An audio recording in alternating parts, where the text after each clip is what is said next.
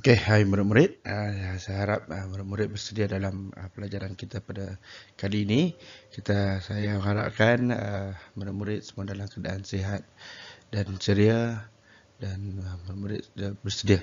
Pada sesi sekolah yang lepas kita dah tamat bab Pakturan Bilik Sains, Kemahiran Saintifik dan Pakturan Bilik Sains, dan sekarang kita sambung dengan unit 3. Kita pergi kepada buku teks kita unit 3. Unit 3 iaitu benda hidup dan benda bukan hidup. Pergi terus kepada muka surat 17.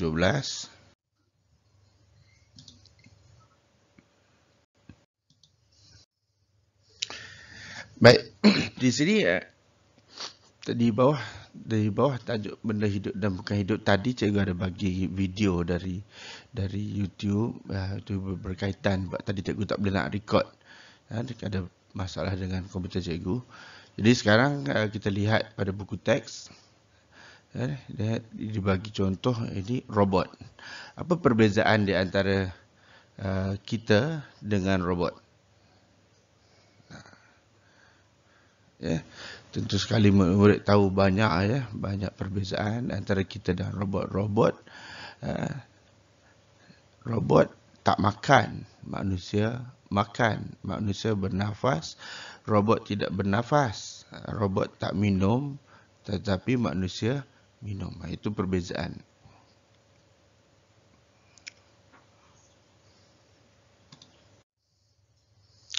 Baik. Kita lihat pada muka surat 18. 18, jadi murid-murid cuba cari yang mana benda hidup dan yang manakah benda bukan hidup. Ini senang aja. Kita cari benda hidup. Cuba bulatkan benda hidup dengan pensel murid. Gambar dia. Contoh kita cari di sini. Ini benda hidup. Ini benda hidup. Kemudian ini pokok, ni benda hidup. Kemudian teratai ni benda hidup. Itik, ya itik juga benda hidup. Kemudian di bawah sini ada katak. Ini katak. Katak juga benda hidup. Pokok bunga juga benda hidup. Okey. Benda yang kita bulatkan dengan warna merah ini adalah benda hidup. Tetapi ini signboard ni bukan ni. Takut murid keliru. Keliru nanti susah. Jadi yang ni je ni. Yang ini aja. Yang lain tu bukan. Kita bulatkan dengan warna kuning contoh. Warna kuning cuba kita bulatkan. Ni. Ni pondok.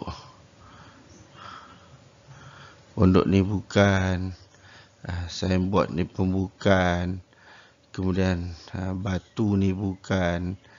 Ini semua benda-benda yang bukan benda hidup. Ini senanglah. Baik, kita terus. Tengok lagi, dia kata manusia, pokok dan burung adalah contoh benda hidup. Seperti yang kita lihat dalam muka surat 18 tadi.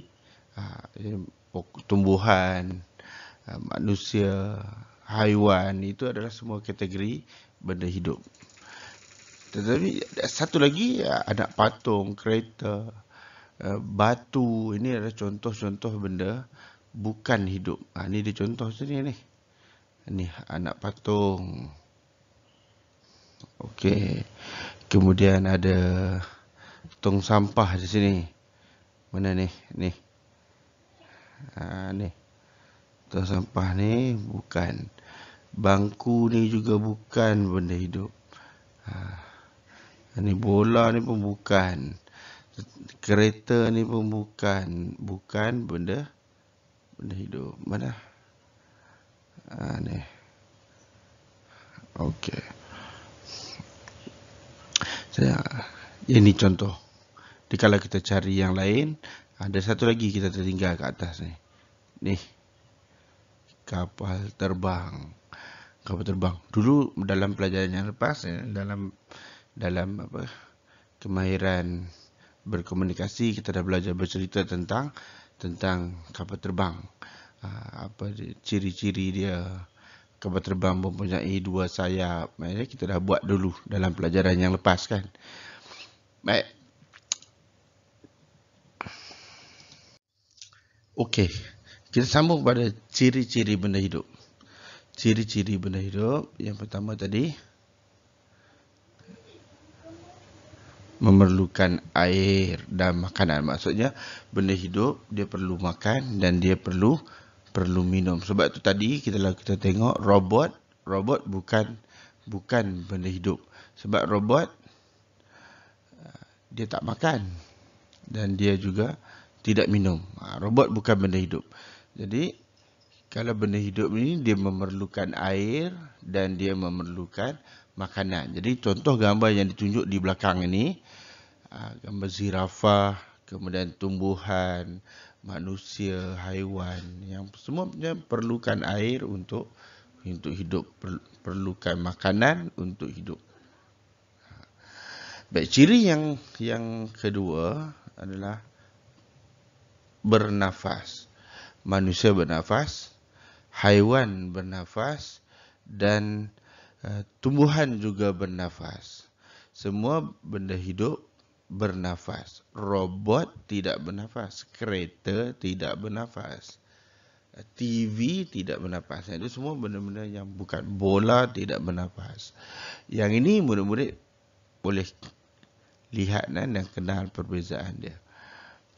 Kemudian kita lihat kepada ciri yang berikutnya. Di bawah ini ditunjuk gambar orang, kemudian dari bayi menjadi kanak-kanak, bayi menjadi kanak-kanak. Kemudian dari kanak-kanak menjadi dewasa. Bermaksud dari kecil, besar dan besar. Maksudnya benda hidup mesti mempunyai ciri ini, iaitu benda hidup membesar. Benda hidup membesar. Jadi kalau kita lihat, kita sambung kepada muka surat sebelah. Sambung, ini benda hidup membesar. Di sini ditunjuk gambar telur jadi anak ayam. Kemudian dari anak ayam menjadi ayam dewasa. Tumbuhan pun sama ini. Daripada kecil jadi tumbuhan besar dan seterusnya jadi pokok bunga yang cantik. Tumbuhan membesar. Haiwan juga membesar. Manusia membesar. Ini ciri yang ketiga. Ciri yang ketiga. Ciri yang berikutnya, ciri yang keempat, ini. Ciri yang keempat itulah membiak. Jadi kalau kita lihat, manusia mempunyai anak, haiwan juga mempunyai anak, malah tumbuhan juga mempunyai anak.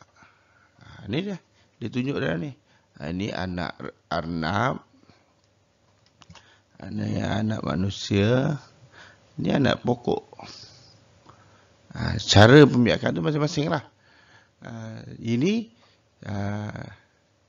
ciri yang keempat. Dan yang terakhir, ciri yang kelima, ditunjukkan kita bergerak. Bergerak, manusia bergerak, haiwan bergerak, berlari, melompat, berjalan, berenang, itu semua bergerak lah tu. Ini ciri-ciri dia. Ini berapa dah kita buat? Yang pertama tadi,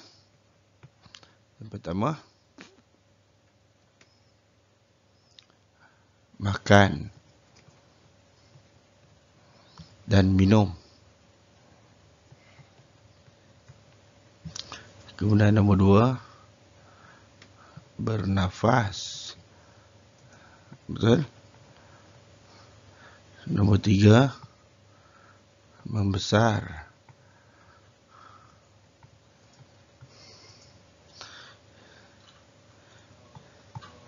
Yang keempat,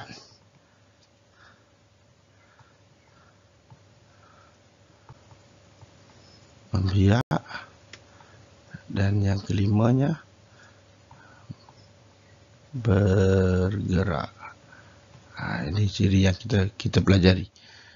Okey, ada 5 ciri yang kita pelajari.